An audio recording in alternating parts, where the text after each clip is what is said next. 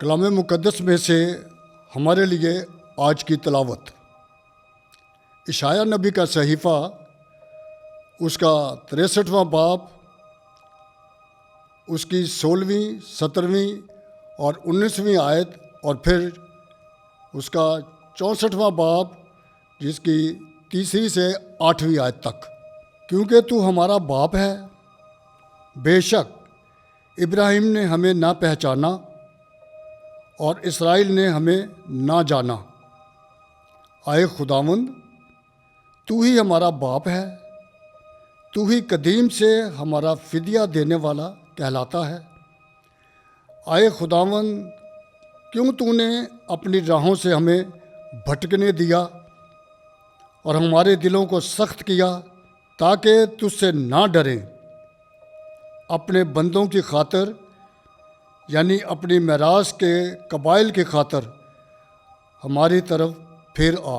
हम उनकी मानद हुए जिन पर तूने ज़माने के शुरू से कभी हुकूमत नहीं की और जो तेरे नाम के नहीं कहलाते।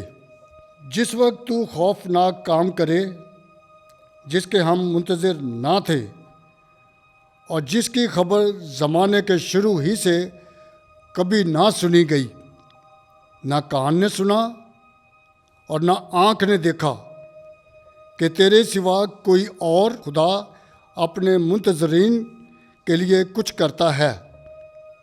तू उसे मिलता है जो खुशी से सदाकत का काम करता और तेरी राहों में तुझे याद रखता है।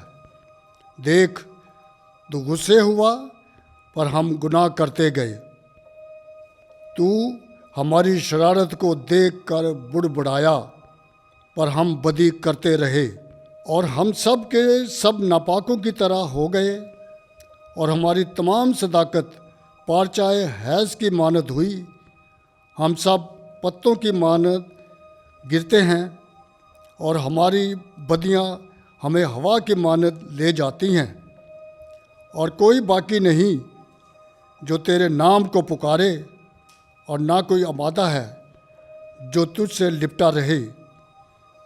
क्योंकि तूने अपना चेहरा हमसे छिपाया और हमारी बदी के हाथ से तूने हमें पिघला दिया।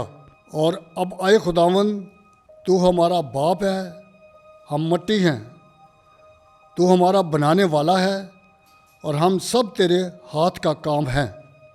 पाक कलाम के पढ़े और सुने जाने पर खुदा की बरकत हो, खुदा का शुक्र हो।